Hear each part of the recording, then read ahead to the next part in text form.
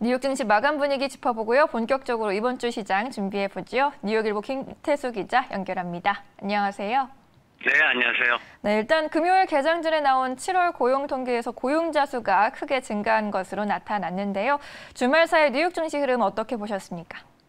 네, 시장에서는 비농장 급여가 일단 94만 건을 기록을 했고, 그리고 비농업 부분의 민간 고용도 70만 건을 넘어서면서 전반적으로 예상했던 수준을 모두 뛰어넘었습니다. 여기에 실업률까지도 5.8% 수준을 예상했지만 5.4%로 예상치 못한 수준이 나왔기 때문에 시장에서는 굉장히 좀 노동 지표에 대해서 흥분하는 그런 모습을 보였습니다.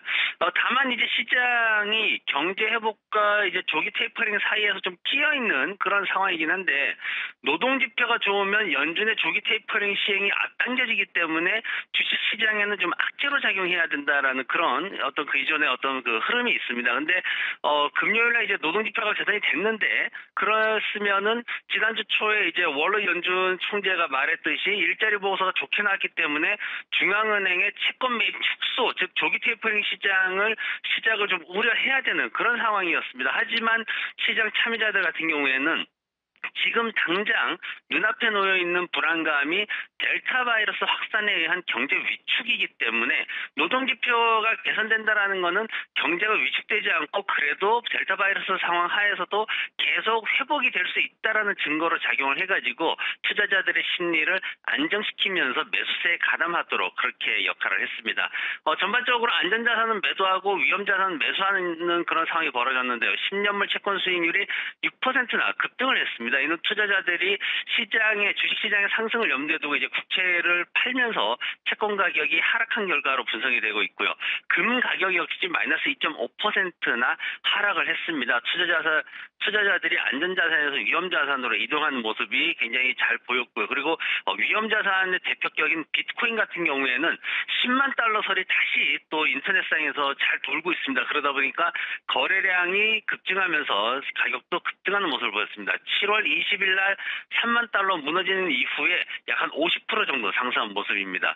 국제 수익률이 상승하면서 나스닥 시장에서는 기술주들을 중심으로 약세를 보이는 모습이었습니다. 지금 현재 월가의 경제학자들이 이번 7월달 고용 보고서 나온 것으로 인해 가지고 조기 테이퍼링이 앞당겨질 것이다, 이렇게 또 예측을 하고 있어가지고 이런 것들에 의해 가지고 나스닥 시장이 좀 불안한 그런 모습을 보였습니다. 네, 이렇게 업종별 흐름, 국채금리 급등의 영향을 좀 받은 것 같은데요. 더 자세히 업종별 흐름과 종목별 분위기 짚어주시죠. 네, 산업별로 이제 금융과 에너지 장비 쪽에서 2% 내 상승을 보였고요. 자동차가 마이너스 1.6% 하락했습니다. 레저 제품과 인터넷 마케팅, 대체 에너지 산업들이 마이너스 1% 수준으로 하락을 했습니다.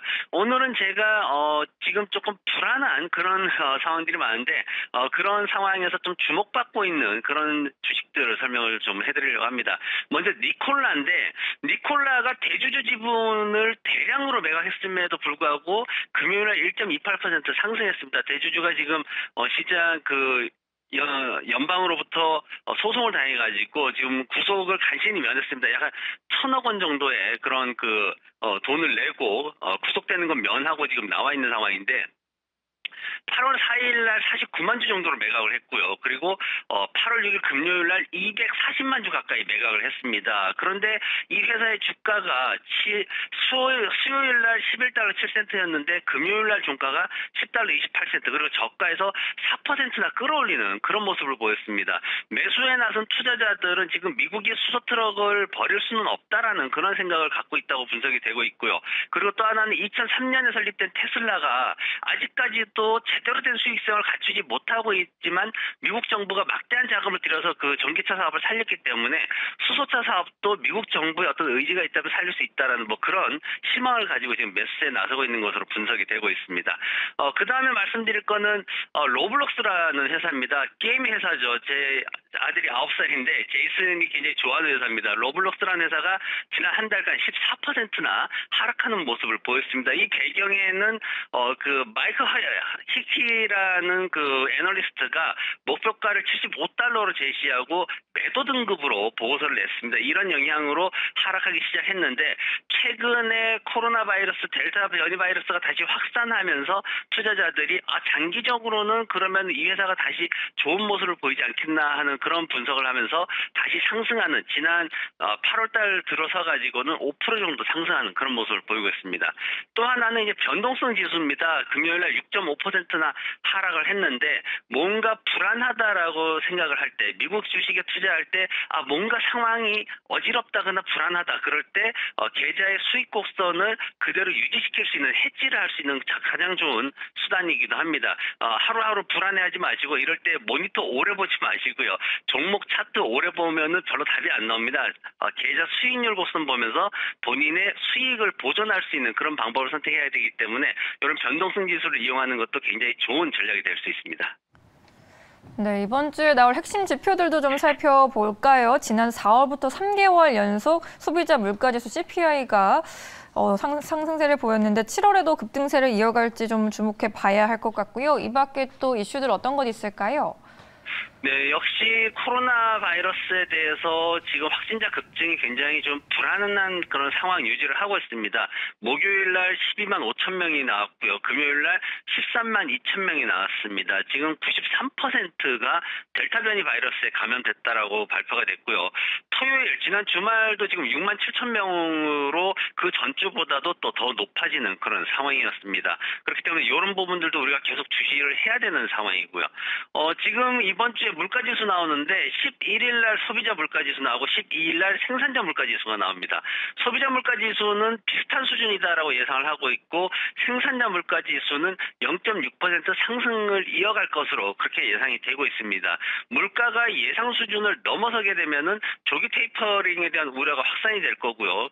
근데 소비자 물가가 안정이 된다 하더라도 생산자 물가가 상승을 지속하게 되면은 우리는 이제 지난 2019년도에 연준이 미국 기업들의 수익을 보호하기 위해서 선제적 대응이라는 단어를 쓰면서 금리 인상을 강행한 것을 우리가 떠올릴 수가 있는데 그런 부분들도 좀 염두에 둬야 되는 그런 상황이 진행이 되고 있습니다. 고용지표 관련해가지고 이제 연준 위원들 태도가 어떻게 변화가 되고 있을지 그 부분에 지금 굉장히 좀 주목을 하고 있습니다. 지금 현재 연준 총재들 중에 비둘기파로 구분되는 사람들이 지금 브레이너드하고 바우만 총재 그리고 미네폴리스, 시카고, 뉴욕, 샌프란시스코 총재들하고 파월 총재 수준이 지금 강경한 그런 비둘기파 수준을 유지를 하고 있고 부총재를 비롯해서 중도파가 2명이 있고요. 나머지 10명의 총재들이 매파적 발언을 지금 계속 이어가고 있는 상황인데 9일날 라파엘 보스틱 애틀랜타 총재가 나오는데 대표적인 매파로 구분되는 분입니다. 내년 말에 금리 인상해야 된다 이렇게 주장하는 분이고 그리고 이제 리치먼드 연준 총재도 나섰는데 이분도 또 매파로 구분되는 분이고요. 10일날 찰스 에번스 시카고 연준 총재가 나오는데 이분만이 지금 이번 주에 유일하게 비둘기파로 구분되는 분입니다. 11일날 라파엘 보스틱 총재가 한 번 더 나서고 에스더 조지 캔자스시티 연준 총재가 또 나서게 되는데 전반적으로 노동지표가 개선되고 인플레이션 상황 하에서 이들의 발언이 얼마나 더 강경한 쪽으로 변화가 될지 그런 부분들에 지금 굉장히 주목을 하고 있는 상황이고요.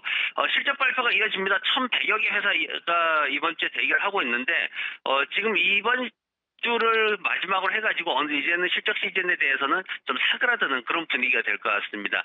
9일날 바이오엔테크, 타이슨푸드, AMC 엔터가 있고요. 그리고 10일날 여러분들이 이제 주목하고 있는 코인베이스가 실적 발표를 합니다. 그리고 11일날 전기차 니오 그리고 이베이 그리고 한국에서 주목하고 있는 쿠팡이 실적 발표를 하고요. 윅스닷컴도 있습니다. 12일날 월트 디즈니와 에어비앤비, 도어대시 같은 회사들이 있고요. 13일날은 버크셔 해서웨이가 실적 발표를 앞두고 있습니다.